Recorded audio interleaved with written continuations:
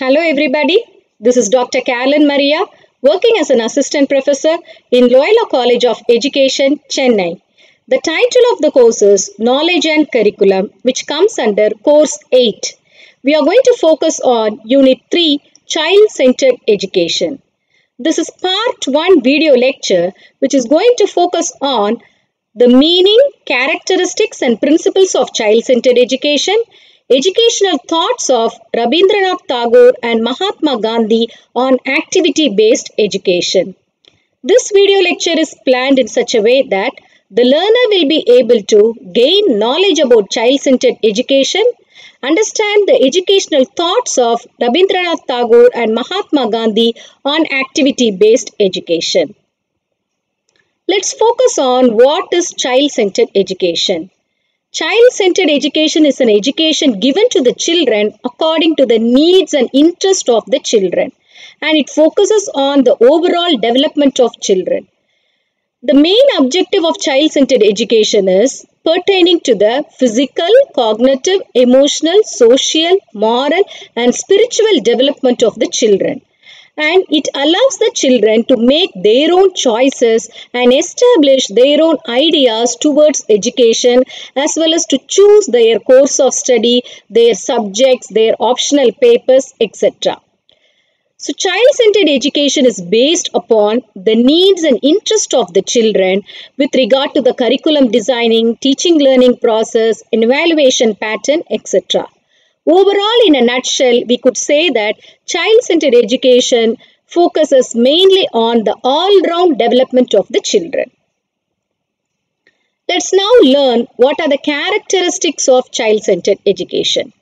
Child-centered education gives freedom to the children to discover the information than getting the second-hand information from the books. In our education system, we do follow the textbooks which are written by author or many authors. So these textbooks reflect the knowledge or ideas of the author. So in our evaluation system, what do? We are forcing the children to memorize what is there in the textbook and come and write in the examination, by which we are making the students to become slaves of reflecting the ideas of other author.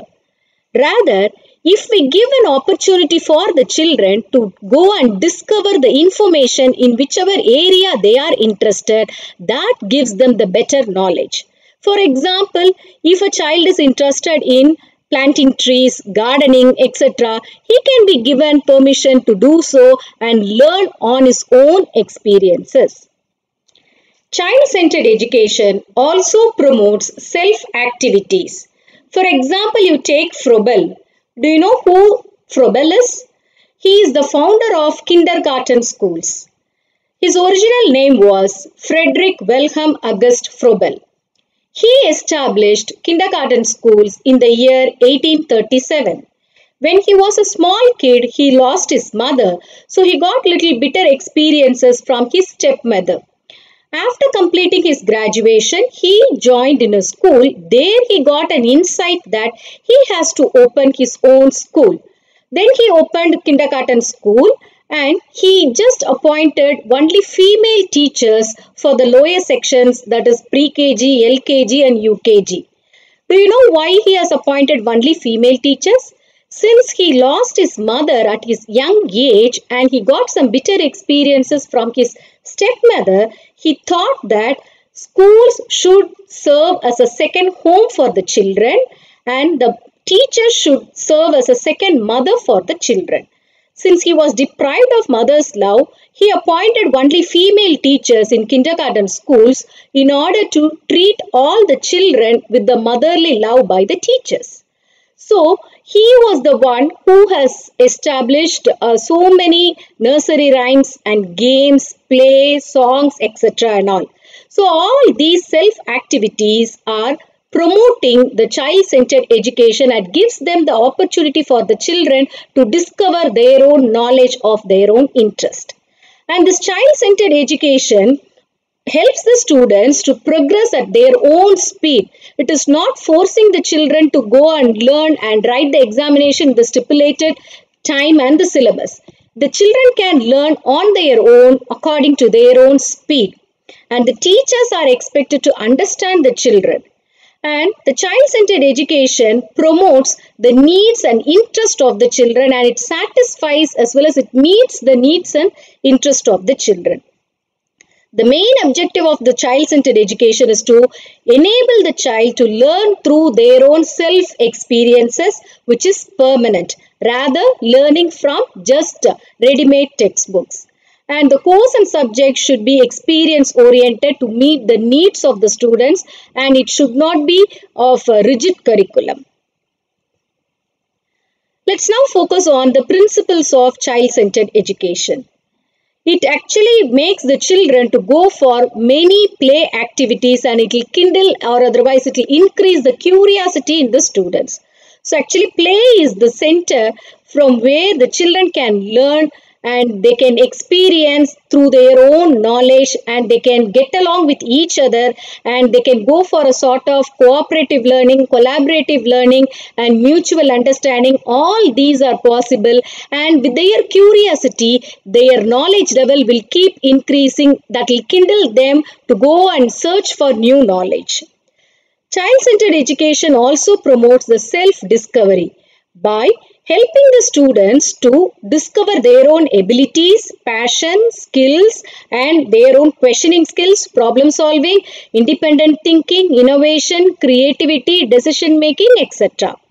It gives an opportunity for collaborative learning. When we are giving some project work to the students, they all join together and they get along with each other, and they work and they get to know the information from the other students, by which they'll get a very good social rapport with each other. And child-centered education also promotes the empathy, caring and mutual trust among the students. So children can learn best in the environment where the teachers as well as the children's ideas are respected, trusted, and they are treated with unconditional positive regard.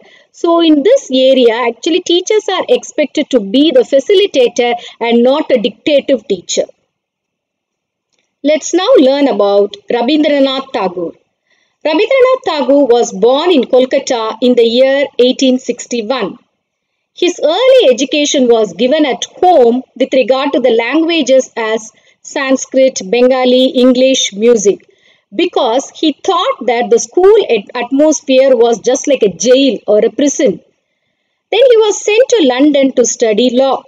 He was not interested and he returned to India after a year. He was much interested in literature, nature and education. Let's now learn about Rabindranath Tagore's educational thoughts in 5 topics as aim of education, curriculum, methods of teaching, role of teacher, freedom and discipline. According to Rabindranath Tagore, the aim of education should be depending upon the physical development, mental development, moral development and spiritual development of the children. And overall, it has to be self-development. And children are expected to have the international attitude. So that development also is focused with regard to the aim of education of Rabindranath Tagore. According to him, the curriculum, he said that curriculum should develop the whole man. We are not supposed to give any fixed or rigid curriculum to the students. Rather, broad, flexible and child-centered curriculum should be promoted in education sector. And he also promoted that crafts, nature, history, geography, agriculture, field study, gardening, these are the subjects to be focused with regard to education. According to him, the method of teaching was children are supposed to go for a nature walk, and teaching while walking in nature was the first method he has told, because he said that whatever we give the education with regard to the books, whatever the education we give, that will be temporarily there in the mind of the students. Rather, if we give them the first-hand experiences, they can learn a lot from nature. And he promoted discussion method, activity method, learning by experience and question and answer method with regard to education. According to him, the role of teacher plays a vital role. He said that the teacher should have great love, affection, sympathy and consideration for the children. And the teacher should encourage constructive activities for the students, for which the teachers have to plan well in order to give self-experience for the students. And teachers should possess the quality of tolerance, and learning is a lifelong process according to the teachers. And he also mentioned that a teacher can never truly teach unless he is still learning for himself. A lamp can never light another lamp unless it continues to burn its own flame. So this is a very good message we are supposed to take from Rabindranath Tagore. Hence, there is no end for learning in a teacher. The teachers are expected to keep learning in order to become updated so that they cannot become obsolete. According to Tagore, freedom and discipline is very important in education. The discipline should be a sort of inner feeling which has to be cultivated in the children. We are not supposed to force the children to go for a blind discipline. Rather, we should promote self-discipline in them. And this self-discipline is possible by following Brahmacharya according to Rabindranath Tagore. Let's now discuss about the activity-based learning according to Rabindranath Tagore. He said that highest education is that which does not merely gives information alone but makes our life in harmony with all existence. He said activity-based learning is very essential. In order to prove this, he has established his own educational institution called Shantiniketan. At present, it is called as Vishwabharati University, where handicraft, scarf making, sewing, dyeing, wooden block printing, music, art, sculpture, sapling plantation, ploughing, fine arts, music, literature, religion, language, philosophy, all these are given much importance. And nature-related activities are also promoted by giving the students open classroom, manual labor with regard to cooking, serving, cleanliness. All these are serving as an integral part of education. So students are given good learning experience and that becomes a permanent change in the students. Let's now focus on Gandhi, Mohandas Karamchand Gandhi. Mohandas Karamchand Gandhi was born on October 2nd, 1869 in Porbandar, Gujarat, and his parents were Karamchand Gandhi and Putlibai. He was born in the second high caste of Hindu society, which is called as ruler warrior caste, and he studied law at University College London. He was a freedom fighter, social reformer, philosopher as well as an educationist. Let's now learn Gandhiji's educational ideas under same 5 side headings. According to Gandhiji, the main aim of education should be focusing on all these aims. First aim is physical development. He said, sound mind lives in a sound body. So a healthy body is essential in order to develop a person with regard to spiritual as well as social, moral, etc. So education should promote physical development in everybody. And education should promote occasional aim also in students. For example, he said, we are supposed to motivate the students to go for a lot of handicraft work, because by doing all this handicraft work, the students can sell their products and they can earn money while learning, and they can meet their own educational expenses. We know Gandhiji is very famous for ahimsa. He said craft-based education is essential in order to make the students to use all the leisure time productively. Because when a mind is empty, the empty mind is the workshop of a devil. So when a student is having an empty mind, he may think something negative and that may reflect in antisocial activities. Rather, if the children are given or taught some craft-based education, that will help them to be engaged during their leisure time. And our education should promote the culture of our nation. And the ultimate aim of education should be character building of every student. And it should liberate the students from the worldly pleasures. He said that an educated person can liberate their soul from all the worldly pleasure and they can devote themselves for spiritual living, because we become slaves most of the time for the economic and social and mental slavery. In order to avoid all this, education should promote liberation aim.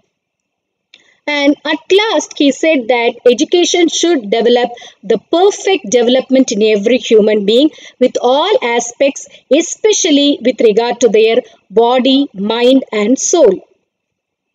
According to Gandhi, the curriculum is he changed the 3 R's into 3H. Do you know what are 3 R's? Reading, writing, and arithmetic. From that, he said that 3 R's should be converted to 3H, that is, head, hand, and heart. So, education should focus on the cognitive development, affective development, and psychomotor development in every student. And he said that mother tongue should be the medium of instruction, because that will make the student to think divergently as well as to go for creative thinking, because the foreign language will prevent the original thinking of every student. And he said that craft, arithmetic, sociology, general science, art, music, moral education should be emphasized in curriculum. With regard to role of teacher, according to Gandhiji, he said that we are expected to select only the best teachers who are very sincere and hardworking to be appointed in schools and colleges, because teachers are expected to be the role models for the students by having good character, and they should not have any difference between their word and deed. They should walk with their talk. And teachers are considered to be the storehouse for knowledge with regard to all the essential knowledge whatever they are expected to teach to the students, especially with regard to the craft also. And teachers should be very sincere, truthful, and loyal to their profession. And they should not call teaching as their profession. Rather, they should call teaching as their passion, and they should serve to the nation.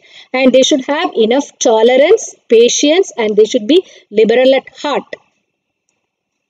With regard to the methods of teaching, he said teaching should be done through medium of craft, activity-based learning only, whereas Rabindranath Tagore promoted nature-oriented learning. So Gandhiji promoted project method, learning by doing, learning by experience, and integrating all the subjects. Whichever subject you teach, that doesn't matter, that you can integrate and correlate other subjects also as you teach. Gandhiji was opposing corporal punishment, and he was opposing the strict discipline. Rather, he said freedom should be given, and that freedom should be under discipline, by which we can promote self-control and self-discipline in students. And that is possible by inculcating a good value as humility and respect to other people. The mere word punishment came from a Latin origin, punire, which means pain. So whenever you are punishing somebody, it causes either physical or psychological pain in the person. So, in order to avoid the pain, the person may pretend to be good. So, that is a temporary change. It will not create a permanent change in the person. Rather, if a person is made to realize his or her own mistake, by which they can develop their own self-discipline. That is what Gandhiji is also promoting. Let's focus on the activity-based education according to Gandhiji. He said, craft serves as a vehicle for learning and education, and it is a self-supporting, because when the students are given an opportunity to earn while learn, they can meet all their educational expenses, as well as they can increase the economy level of the nation, by which they can eliminate poverty in our country. And education should be craft-based, and craft is the root for all learning, and it should be the starting point for all the subjects. And he mainly stress on the cooperative activity and planning and making the students to become responsible citizens by correlating all the subjects and giving them enough opportunity to preserve the values, culture, our own resources, etc. And he said that all the teachers are expected to have good knowledge about the craft, and the craft should be selected according to the locality, according to the needs of the society, and it has to be life oriented, by which the students will be able to understand the dignity of labor, and they can respect labor, and they'll understand the pain of labor, by which we can maintain good standard among the students that will take the nation to the next level. So these are the ideas of Gandhiji. Let's have some self takeaway messages from this lesson. A teacher can never truly teach unless he or she is still learning for himself or herself. So learning is a permanent skill every teacher should acquire. A teacher should have good character, and there should not be any difference between the word and deed of a teacher. And education should focus on the overall development of the children. Let me give you some 3 questions for you to reflect on. Do you think that the role of teacher is significant in the overall development of children? What are the qualities required according to you to become an inspiring teacher? Why do you think that activity-based education is still required in our schools? I have given you some books for your further reading. Thank you for listening, students. Wish you all good luck.